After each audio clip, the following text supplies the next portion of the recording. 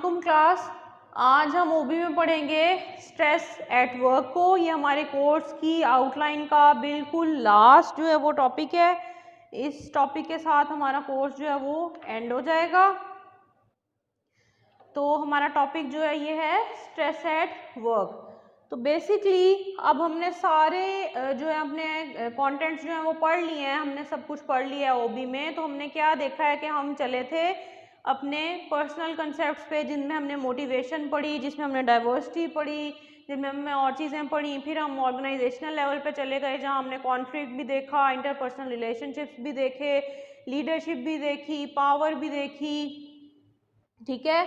हमने organisational change भी देखा, हमने कल्चर भी देखा। तो अब हम लास्ट टॉपिक में ये देखेंगे कि ये सारी चीज़ें जो हमने अब तक पढ़ी हैं, ये किसी भी पर्सन में, किसी भी एक एम्प्लॉई में जो ऑर्गेनाइजेशन में वर्क कर रहा होता है, उसमें किस तरह से स्ट्रेस क्रिएट करती हैं। समटाइम्स जब हम एक पर्सन एक ऑर्गेनाइजेशन में वर्क कर रहा होता है, तो क्या होता है कि वर्क तो उसका बहुत अच्छा चल रहा होता है, वो अपना काम भी कर रहा होता है, लेकिन वो किसी ना किसी लेवल पे वो पर्सन बहुत ज़्यादा स्ट्रेस्ड हो जाता है, ठीक है। या तो कहीं उसको उसकी जॉब स्ट्रेस दे रही होती है, या उससे उसके पोटेंशियल से बहुत ज़्यादा काम लिया जा रहा होता है, या उसको अपनी पर्सनल लाइफ के लिए टाइम नहीं मिल पा रहा होता, या वो वर्क कर रहा होता है जो वो वर्क नहीं करना चाह रहा होता। उसकी पर्सनैलिटी नीड कुछ और होती है और वो वर्क कुछ और कर रहा होता है। या फिर ये होता है कि वो इतना ज़्यादा उससे डिमांड किया जा रहा होता है कि वो उन डिमांड्स को मीट नहीं कर रहा होता। तो डिफरेंट सिचुएशंस होती हैं हमारे पास स्ट्रेस एट वर्क की। तो हम बेसिकली स्टार्ट करते हैं स्ट्रेस की डेफिनेशन से कि स्ट्रेस हमारे पास है क्या। स्ट्रेस हमारे पास क्या है? हमारे पास एक अनप्लेजेंट साइकोलॉजिकल प्रोसेस है। स्ट्रेस बेसिकली एक साइकोलॉजिकल प्रोसीजर होता है। वो प्रोसीजर होता है जिसमें एक पर्सन को उसकी मर्जी का एनवायरनमेंट नहीं मिल पा रहा होता, जब वो अपनी उस एनवायरनमेंट में काम नहीं कर पा रहा होता जिससे पे वो काम करना चाह रहा होता है। तो क्या होता है कि किसी ना किसी लेवल पे उस पर्सन में स्ट्रेस क्रिएट हो जाता है, उसके अंदर कुछ ऐसी ड्राइव्स या मोटिव्स रह जाते हैं जिन पे वो काम नहीं कर पा रहा होता। तो वो पर्सन उस एनवायरमेंटल प्रेशर से, या जो उसको एनवायरनमेंट मिला होता है, या जिस एनवायरनमेंट में वो काम कर रहा होता है, वो उस एनवायरनमेंट में काम नहीं कर पाता, ऑल्दो कि वो बहुत कॉम्पिटेंट है फिर भी। इसकी हम ये एक एग्जांपल ले लेते हैं कि लाइक अगर कोई मैनेजर है किसी भी बैंक में, तो क्या है कि कोई ऐसा उसकी जॉब एक चल रही है, वो बहुत सालों से 10 to 12 ईयर्स का उसके पास एक्सपीरियंस है, वो बहुत अच्छे तरीके से अपनी जॉब पे जो है वो काम कर रहा है। लेकिन अचानक से ऐसा हुआ है कि एक ख़ास एक किसी मंथ में क्या हुआ है कि उसको बहुत ज़्यादा उसकी फ़िज़िकल जो है वो उसमें टायर्डनेस होने लग गई है। वो बहुत ज़्यादा जल्दी थक जाता है। उसको जो काम दिया जाता है ऊपर हेड ऑफिस की तरफ से, जो उससे मीटिंग वगैरह की जाती हैं, उसका दिल नहीं करता वो मीटिंग्स अटेंड करने को, ठीक है। बाय द टाइम वो अपनी मीटिंग्स अटेंड करके अपना काम करके घर जाता है, तो घर जाके भी उसका किसी से बात करने का दिल नहीं करता। उसका दिल नहीं करता कि वो अगले दिन की तैयारी करे, उसका दिल नहीं करता कि वो नेक्स्ट डे जाए। तो क्या है, बेसिकली ये स्ट्रेस के सिम्टम्स हैं। अब ये स्ट्रेस क्यों आया है? ये स्ट्रेस या तो उसके किसी पर्सनल लेवल पे आ रहा है। पर्सनल लेवल पे किस तरह से आ रहा है? उसको कोई डोमेस्टिक इशू है, ठीक है। डोमेस्टिक इशू क्या हो सकता है कि जब, जैसा कि हमें पता है कि हम मोस्टली जो है हम जॉइंट फैमिली सिस्टम्स में रहते हैं, हमारा कल्चर एक कलेक्टिविस्टिक कल्चर है।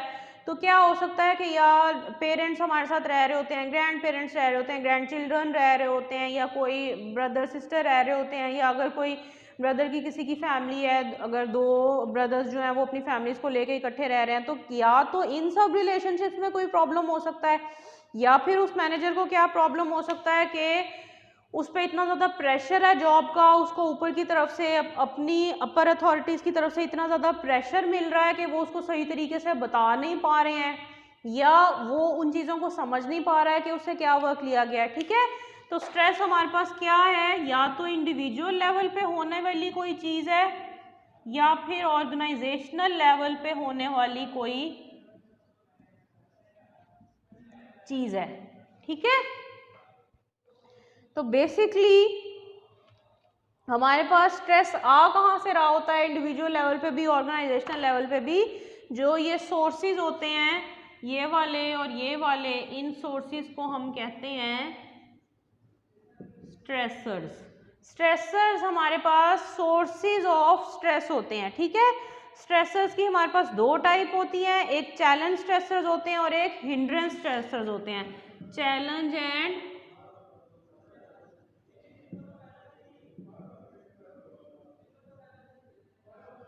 हिंड्रेंस स्ट्रेसर्स, ठीक है जी। चैलेंज स्ट्रेसर्स हमारे पास कौन से स्ट्रेसर्स होते हैं? Associated with workload, completing task and time emergency, ठीक है। यानी किसी भी पर्सन को, जैसे सेल्स के जो पर्सन होते हैं उनको एक चैलेंज दिया जाता है, उनको एक स्पेसिफिक टारगेट दिया जाता है कि आपने इतने दिन में इतने जो हैं वो ये वाली सेल्स करनी है, इतने दिन में करनी है, जिनका ये टारगेट है, या एक स्पेसिफिक डे में आपने इतनी करनी है, या एक स्पेसिफिक वीक में आपने कितनी करनी है। तो क्या हो गया कि उनको एक स्पेसिफिक टाइम दे दिया गया, एक स्पेसिफिक टाइम ड्यूरेशन दे दिया गया, एक स्पेसिफिक लिमिट दे दी गई, ठीक है। स्ट्रेसर्स दूसरी टाइप के, हिंड्रेंस टाइप के स्ट्रेसर्स कौन से होते हैं? Stressors that keep you from reaching your goals, यानी आप अपनी लाइफ में जो कुछ अचीव करना चाह रहे हैं, जहां आपका एक आपकी जो एक कॉम्पिटेंस का लेवल है, जो आपकी मोटिवेशन है, जो आप करना चाह रहे हैं, आप वो नहीं कर पा रहे हैं, ठीक है। यानी एक पर्सन जो है उसने स्टडी कुछ और किया हुआ है, उसका दिल कुछ और था जॉब करने का, उसका माइंड किसी और साइड पे था, वो चाहता कहीं और जॉब करना था, और उसको कोई और जॉब मिल गई, कहीं और से उसने जो है वो इंटरव्यू वगैरह किया, अप्लाई किया, तो वो सारे प्रोसीजर है वहाँ उसको हायर कर लिया। जब हायर करके वो वहाँ जाके जॉब करने लगा, तब उसको उस एनवायरनमेंट में जाके रियलाइज़ हुआ कि ये तो वो जॉब है ही नहीं जो मैंने क्रेव की थी, मैं तो ये जॉब नहीं करना चाह रहा था। तो इस टाइप का जो स्ट्रेसर होगा वो हिंड्रेंस का स्ट्रेसर हो जाएगा, ठीक है जी। उसके बाद हमारे पास क्या स्ट्रेस के फैक्टर्स आ सकते हैं? डिमांड एंड रिसोर्सेज आ सकते हैं। डिमांड हमारे पास क्या होती है?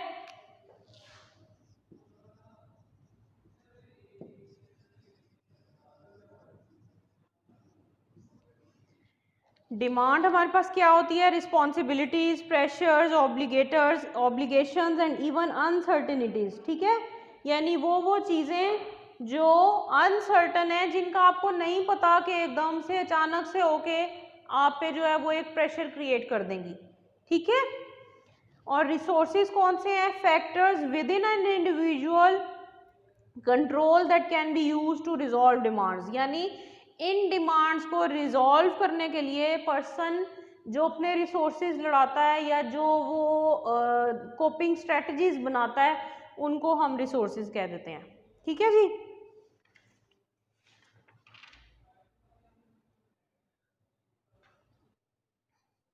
अब हम देखते हैं कि स्ट्रेस के कौन कौन से जो हैं वो सोर्सेज होते हैं और कौन कौन से उन सोर्सेज के कौन कौन से कॉन्सिक्वेंसेज होते हैं, ठीक है।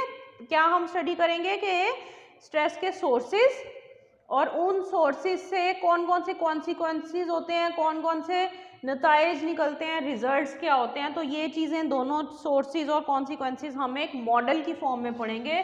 तो अब हम स्ट्रेस मॉडल को जो है वो स्टडी करते हैं। हम एक मॉडल को ड्रॉ करके उससे पढ़ेंगे कि कौन सी चीज़ किस तरह से हो रही है। स्ट्रेस मॉडल, ठीक है जी। स्ट्रेस मॉडल में हमारे पास कुछ फैक्टर्स आते हैं, environmental, organisational and personal. Environmental,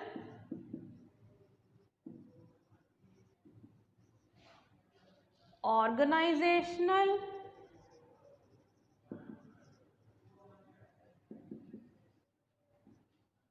ठीक है जी, एंड पर्सनल,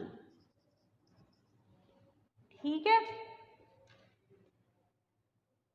ये कॉन्सिक्वेंसेस दे रहे होते हैं हमारे पास, ये तीनों मिलके,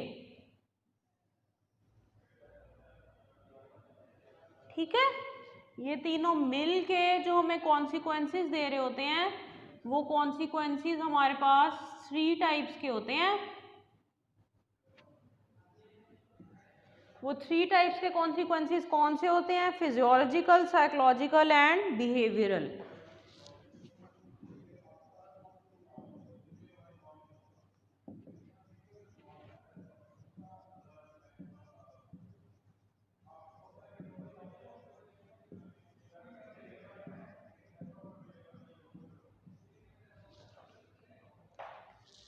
ठीक है जी।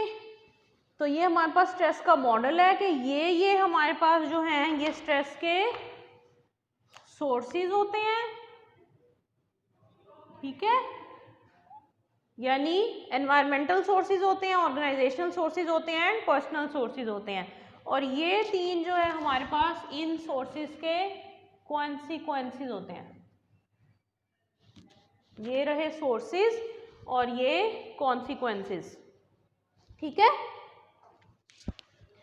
तो एनवायरमेंटल सोर्सेज ऑफ स्ट्रेस कौन कौन से हो सकते हैं? इकोनॉमिक अनसर्टेनिटी हो सकती है कि आप अपनी जॉब में बहुत ज़्यादा अच्छे तरीके से वर्क कर रहे थे, आपको एक स्पेसिफिक पे भी मिल रही थी, आपके पास वर्क एक्सपीरियंस भी है, लेकिन क्या हुआ है कि सडनली इकोनॉमी में जो है वो डाउनफॉल आ गया है। तो क्या है कि आपकी कंपनी ने डाउन साइजिंग शुरू कर दिया। अब आपकी कंपनी ने डाउन साइजिंग शुरू कर दी है, ऑल्दो कि आपको कुछ नहीं कहा गया, आपको कोई ऐसा टर्मिनेशन लेटर भी नहीं दिया गया, आपको वार्निंग भी नहीं दी गई, लेकिन क्या है कि जब आप देखेंगे कि कंपनी डाउन साइजिंग कर रही है तो ये एक स्ट्रेसफुल एनवायरनमेंट होगा आपके लिए, आप स्ट्रेस्ड हो जाएंगे, आप परेशानी में वर्क करेंगे। तो वो वर्क जो कल तक या 2 दिन पहले तक आप बिल्कुल ठीक तरीके से कर रहे थे, अचानक से आपका इंटरेस्ट लूज हो गया उस वर्क से, या आपको कोई काम दिया जाता है तो आपको समझ नहीं आता कि आपने उसको क्या करना है, ठीक है।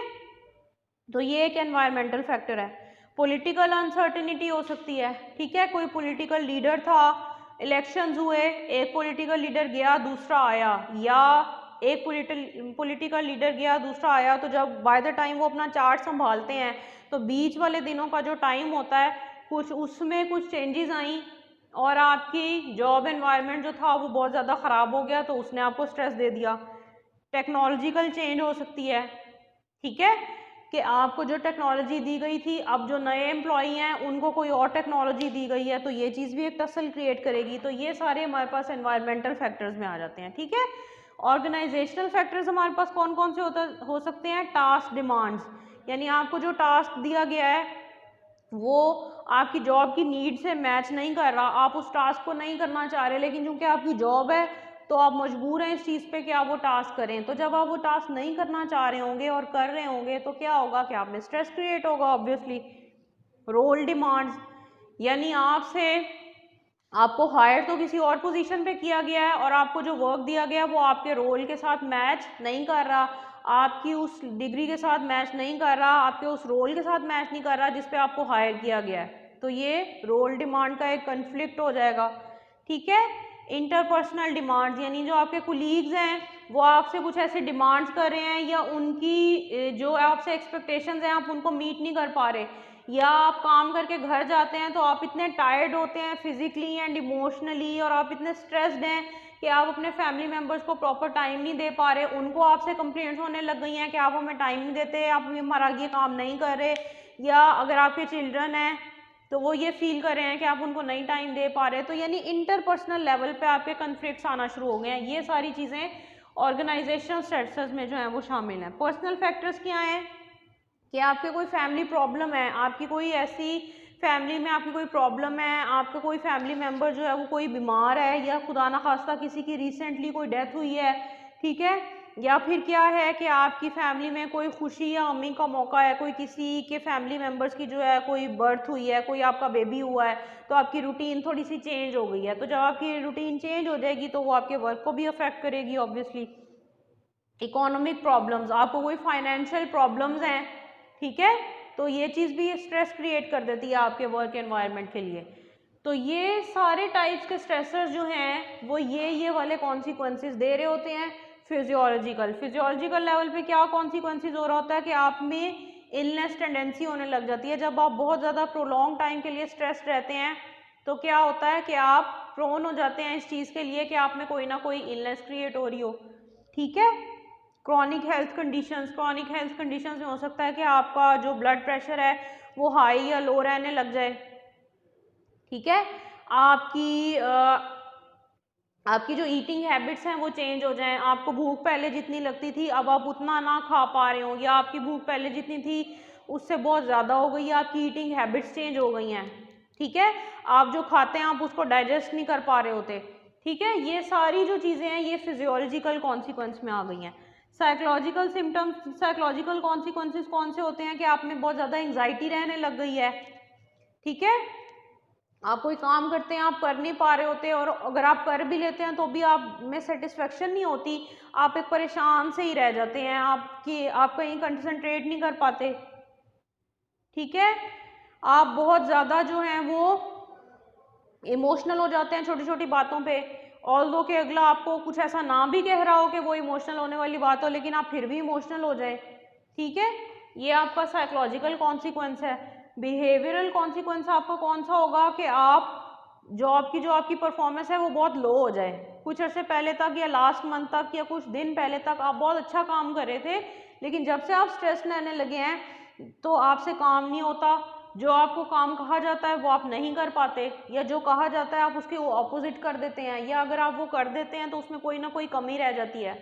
ठीक है,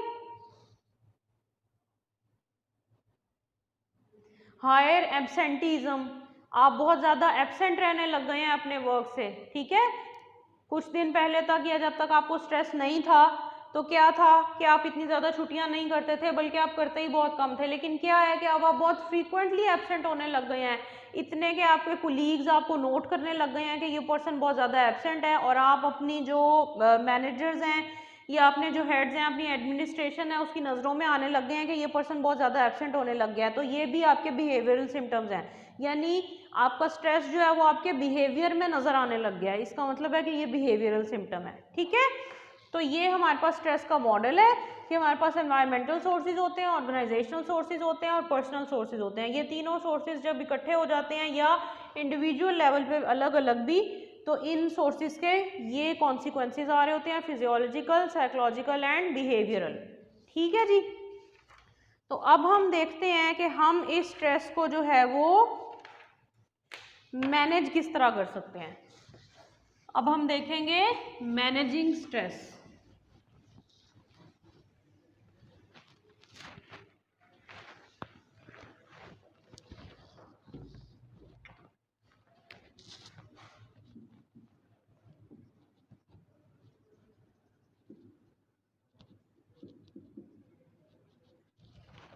ठीक है, इसको हम देखेंगे individual approaches and organisational approaches.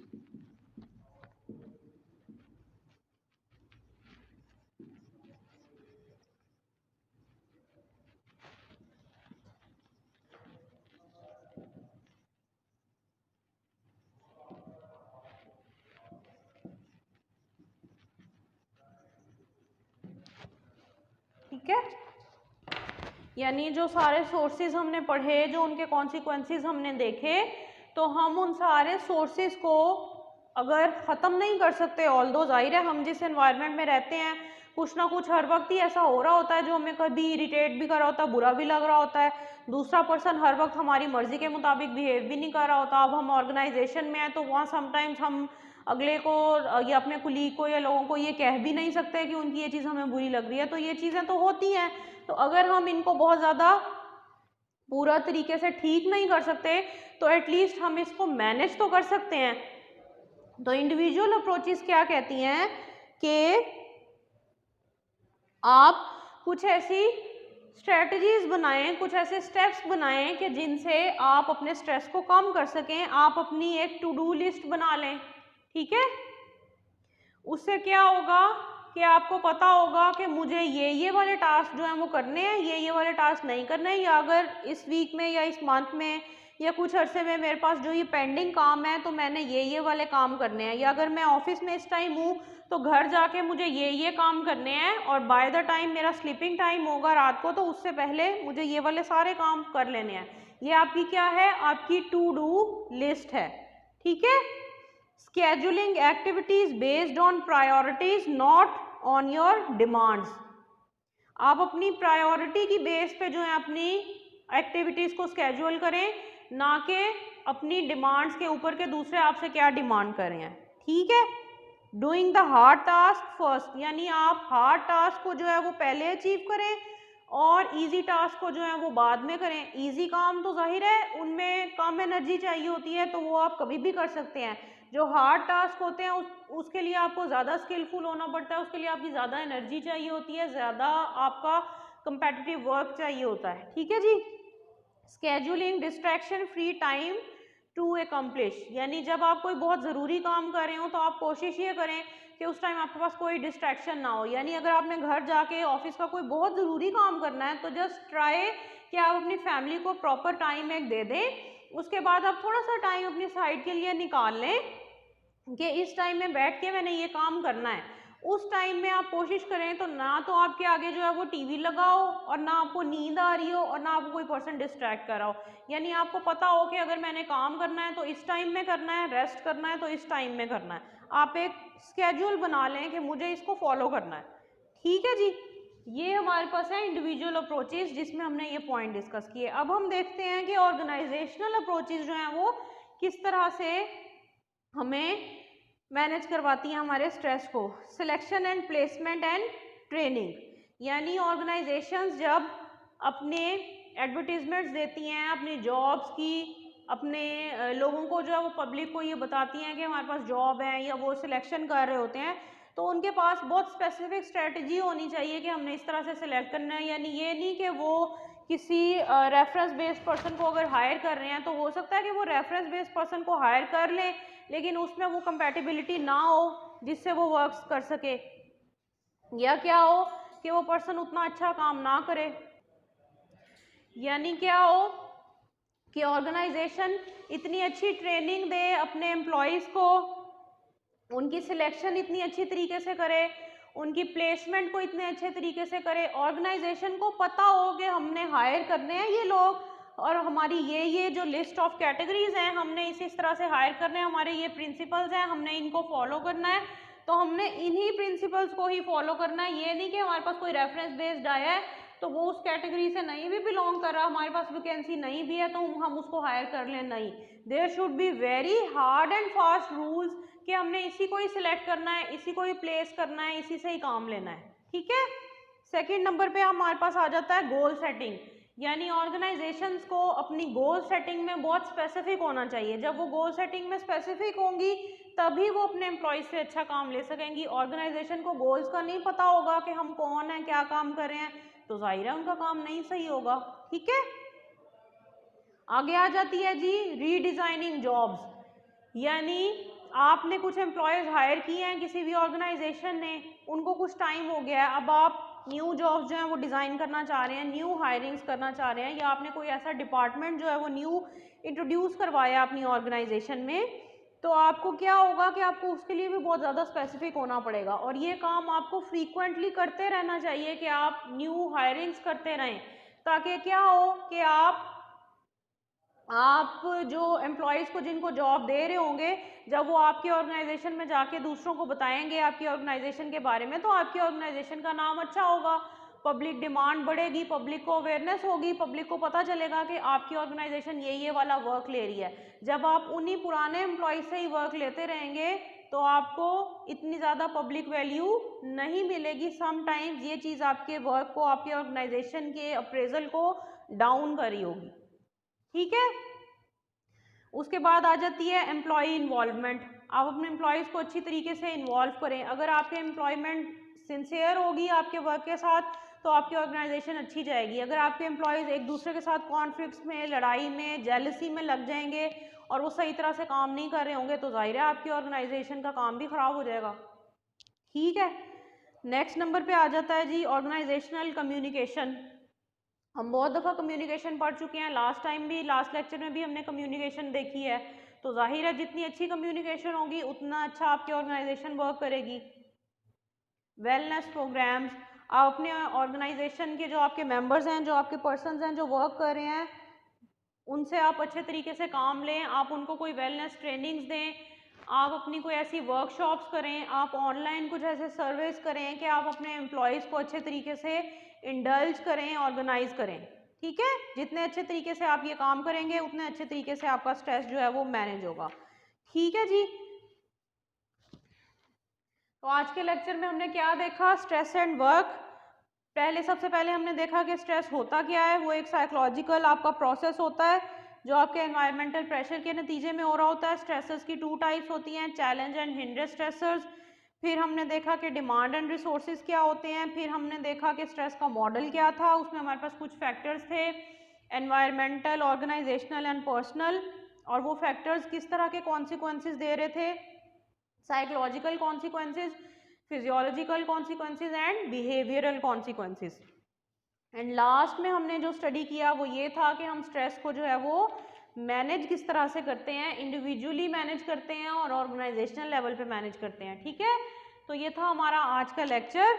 इसमें हमने स्ट्रेस का टॉपिक जो है वो कंप्लीट कर लिया है और आज आपकी कोर्स आउटलाइन भी जो है वो कंप्लीट हो गई है। आपका कोर्स कंप्लीट हो गया है, हमने सारे अपने कंटेंट्स जो हैं वो पढ़ लिए हैं, स्टडी कर लिए हैं। ये आपका बिल्कुल लास्ट लेक्चर है आपके इस सेमेस्टर का। सबसे पहले हमने देखा, हमने स्टडी किया ओबी की डेफिनेशन से, हमने ओबी में रिसर्च को स्टडी किया, फिर हमने अलग अलग चीज़ें पढ़ी जिनमें हमने मोटिवेशन देखी, हमने मोटिवेशन की थेरीज देखी, हमने लीडरशिप देखी। ठीक है, फिर हम आगे चले गए, हमने जाके देखा कि ग्रुप किस तरह से बनता है, हमने ग्रुप बनने की स्टेजेस पढ़ी, उन स्टेजेस के क्या क्या चेंजेस होती हैं हर लेवल पे हमने वो देखा। हमने लीडरशिप को स्टडी किया, हमने लीडरशिप की फोर्सेस को स्टडी किया। ठीक है, फिर हमने क्या देखा, हमने पावर को स्टडी किया कि पावर किस तरह से होती है, उसके क्या फैक्टर्स होते हैं। फिर हम चले गए, किस पे चले गए, हम कॉन्फ्लिक्ट पे चले गए। कॉन्फ्लिक्ट में भी हमने देखा कि कॉन्फ्लिक्ट क्या होता है, उसके कौन कौन से सोर्सेज होते हैं, कॉन्फ्लिक्ट को किस तरह मैनेज किया जा सकता है। ठीक है, कॉन्फ्लिक्ट के बाद हम निगोशिएशन पे चले गए। निगोशिएशन में हमने देखा कि निगोशिएशन क्या होती है, निगोशिएशन की क्या टेक्निक्स होती हैं, क्या स्ट्रैटेजीज होती हैं। उसके बाद हम ऑर्गेनाइजेशनल एनवायरनमेंट पे चले गए, वहाँ हमने ऑर्गेनाइजेशनल कल्चर को स्टडी किया। ऑर्गेनाइजेशनल कल्चर में हमने देखा कि किस तरह से ऑर्गेनाइजेशन का कल्चर होता है, डाउन साइजिंग किस तरह से होती है, एम्प्लॉयज़ किस तरह से वर्क कर रहे होते हैं, ऑर्गेनाइजेशन अपनी पॉलिसीज़ को चेंज किस तरह करती हैं। फिर हमने ऑर्गेनाइजेशनल चेंज की बात की, चेंज में हमने कुछ चेंजेस देखी, चीज़ें देखी कि वो किस तरह से वर्क कर रही होती हैं, क्या वर्क कर रही होती हैं, ऑर्गेनाइजेशनल चेंज किस तरह से हो रही होती है, ऑर्गेनाइजेशनल चेंजेस किस किस लेवल पे हो रही होती हैं, लोग उनको रेजिस्ट क्यों कर रहे होते हैं उन चेंजेस को। ठीक है जी, एंड लास्ट लेक्चर जो हमने आज स्टडी किया वो ये था कि ये सारी चीज़ें जो हैं ये स्ट्रेस को किस तरह से लीड कर रही होती हैं और उस स्ट्रेस को हम ट्रीट किस तरह से कर रहे होते हैं। ठीक है, थैंक यू, आपका ये लास्ट लेक्चर है। अब हम जस्ट अपनी जूम डिस्कशंस करेंगे। जो आप लोगों को क्वेरीज हो आप अपने जूम डिस्कशन में पूछ सकते हैं। हमारा यहाँ पे सेशन जो है अपनी स्टडी रिलेटेड जो लेक्चर्स का हमारा जो सीक्वेंस है वो क्लोज हो गया है। अब हम फर्दर और लेक्चर्स जो हैं वो नहीं लेंगे इस सेमेस्टर में। ठीक है जी, थैंक यू, अल्लाह हाफिज़।